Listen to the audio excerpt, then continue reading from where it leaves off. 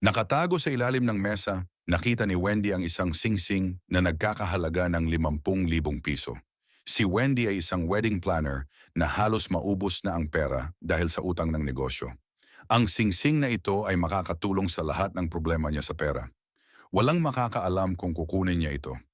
Ngunit nang makipag-ugnayan siya sa mga vendor, nalaman niyang ang singsing ay kay lola ng bride na namatay na.